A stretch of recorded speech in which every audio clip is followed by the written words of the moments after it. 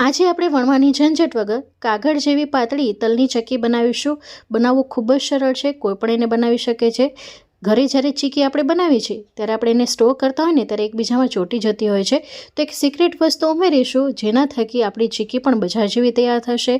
એનામાં ગ્લેઝ હશે, એટલી ક્રિસ્પી હશે, ખસ્તા હશે, બે આંગળીની મદદથી તૂટી જાય એટલી ફરસી હશે અને બિલકુલ પણ એકબીજામાં ચોંટશે નહીં. અને વજનમાં 5 કિલો તલમાંથી આપણી 500 ગ્રામ જેટલી ચીકી તૈયાર થાય છે. આમાંથી 2 ટુકડા મારા બંને બાળકોએ એક ઉપાડ લીધા હતા, એટલે 460 ગ્રામ જેટલી તૈયાર થઈ છે. તો અહીં 250 ગ્રામ જેટલા આપણે તલ લીધા છે. તલને સાફ કરીને લેવાના. હવે એક જાડા તળિયાવાળું વાસણ લઈ લેવાનું. મેં આ પેનનો ઉપયોગ કર્યો છે.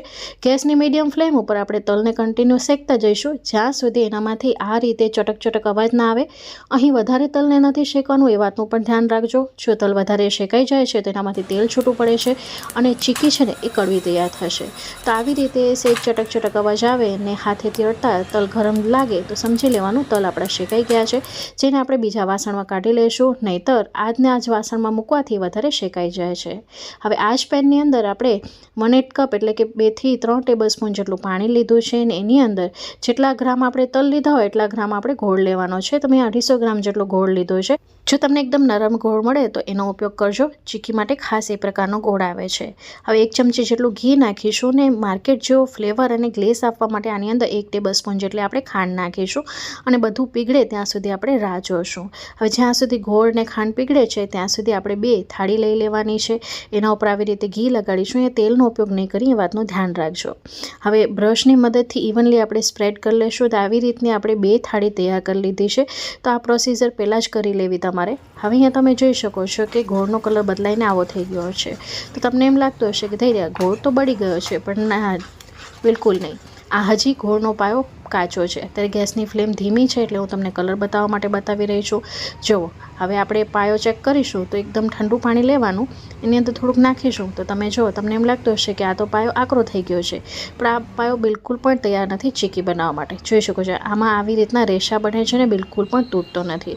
તો હજી પણ આપણો ગોળ કાચો છે, જેને હજી પણ 5 થી 6 મિનિટનો સમય લાગશે. તો ગેસની ફ્લેમને આપણે વળી મીડિયમ કરી દીધી છે અને આવી રીતના બબલ્સ છૂટશે અને આ રીતનો ફીણ વળવા માંડશે ને આ રીતનો કલર એનો દેખાવા માંડશે. તો ચીકી બનાવતી વખતે જો તમને પાયાનો ટેક્સચર ખબર પડી ગયો ને તો તમે દરેક વખતે ગમે એટલા કિલોની ચીકી આરામથી બનાવી શકશો. ફરી પાછું આપણે ગોળનો પાયો નાખ્યો છે અને જોઈ શકો છો હવે તમને એમ લાગતું હશે કે થઈ રહ્યા હવે તો થઈ જ જવું જોઈએ, પણ જી નહીં ફ્રેન્ડ્સ, હજી પણ આ પાયો કાચો છે. કેવી રીતે ખબર પડશે? તો આવી રીતે ગોળને થોડોક ઠંડુ થઈ ગયા પછી આપણે ચેક કરશું. તો આવી રીતે જો રેશા નીકળે તો આ ચીકી તમે જ્યારે બનાવશો તો આ તમારા દાંતમાં ચોંટશે. તો હજી આપણે 1 થી 2 મિનિટ સુધી ગોળને કૂક કરીશું. હવે કેમ ખબર પડે કે ગોળ પ્રોપર કૂક થઈ ગયો છે કે નહીં? તમે જોઈ શકો છો પહેલાં કરતાં ફીણનો ભાગ ઓછો થઈ ગયો છે અને કલર પણ બદલાઈ ગયો છે. તો આવી રીતે ઘેરો કલર આવી જશે. જો તમે કોલ્હાપુરી ગોળ વાપરશો તો એનો કલર પણ અલગ હશે, દેશી ગોળનો પણ કલર અલગ હશે. પણ આવી રીતે તમારે ગોળનો પાયો પાણીમાં ટીપું નાખીને ચેક કરી લેવાનું. હવે અહીંયા તમે જોઈ શકો છો કે આ રીતની સિરપ તૈયાર થઈ છે. હવે પાણીમાં જેવું નાખ્યું ને એટલે પોતાનો જે શેપ હતો ને એ જ ને મેન્ટેન કર્યો છે, એટલે કે આ પાયો પ્રોપર તૈયાર છે. હવે થોડી વાર આપણે રહેવા દીધું હતું અને પછી આવી રીતે આપણે 2 આંગળીની મદદથી ભાંગ્યું છે. હવે નથી આમાં રેશા પડતા કે નથી કાંઈ પણ, એકદમ સરસ ક્રિસ્ટલ થઈને તૂટી રહ્યા છે. જોઈ શકો છો ક્યાંય પણ રેશા નથી ને આરામથી 2 આંગળીની મદદથી તૂટી રહ્યા છે. એટલે આ પાયો આપણો પ્રોપર તૈયાર છે. અત્યારે મેં ગેસની ફ્લેમને બંધ કરી દીધી છે. અત્યારે તમે જોઈ શકો છો આ રીતની તમારી સિરપ તૈયાર થશે. હવે બજાર જેવી એકદમ ફરસી એટલે કે મોંમાં મૂકતા જ તૂટી જાય એવી ચીકી બનાવવા માટે આની અંદર આપણે 1/4 ટીસ્પૂન જેટલો ખાવાનો સોડા નાખીશું. જે નોર્મલી ટાટાનો સોડા આવે છે એ જ ઉપયોગ કર્યો છે અને સાથે મિક્સ કરી લેશું. અત્યારે ગેસની ફ્લેમ મેં બંધ રાખી છે, વાતનું ધ્યાન રાખજો. અને અહીં સોડાને છે ને સારી રીતે મિક્સ કરવું જરૂરી છે. જો એનામાં ગાંઠા રહી જશે તો ખાતી વખતે ચીકી છે ને કડવો સ્વાદ કરી શકે છે. તો કન્ટિન્યુ ચલાવતા રહીશું. લગભગ 1 થી 2 મિનિટ સુધી આપણે ચલાવી લેવાનું છે અને પછી આની અંદર આપણે તલ ઉમેરીશું. હવે તલ ઉમેરીશું ને એટલે સીધું આ મિશ્રણ છે ને થીક થઈ જશે ને તલ છે ને પ્રોપર મિક્સ નથી થતા હોતા. તો આપણે ગેસની ફ્લેમને ચાલુ કરીશું ને એકદમ ધીમા ગેસે આપણે ફરી પાછું આપણે ગેસને ચાલુ કરીશું, જેથી શું થશે, ગોળ ગરમ થશે અને આરામથી તલની સાથે આરામથી મિક્સ થઈ જશે. એટલે એક તલ ઉપર ગોળ સારી રીતે કોટ થઈ જશે. હવે જો આપણે ગેસની ફ્લેમ ઓન કરીને એટલે ગોળ થોડો ગરમ થવા લાગ્યો અને અને પરિણામે બધા તલ ઉપર આપણે આરામથી એને મિક્સ કરી શકીએ છીએ. જો અત્યારે ગેસની ફ્લેમ બંધ હોત તો આપણે આરામથી બધું મિક્સ ન કરી શકત. તો અહીં સારી રીતે મિક્સ કરવું જરૂરી છે. તો અહીં તમે જોઈ શકો છો કે બધા તલ ઉપર સારી રીતે ગોળનો પાયો લાગી ગયો છે અને તલ સારા એવા કોટ થઈ ગયા છે. તો હવે જે આપણે ગ્રીસ કરેલી પ્લેટ મૂકી હતી ને એના ઉપર આપણે આ મિશ્રણને નાખી દઈશું અને 2 ભાગ કરી લેશું, જેથી આપણે આસાની રહે. તો આવી રીતે 2 ભાગમાં આપણે મિશ્રણ નાખી દીધું છે.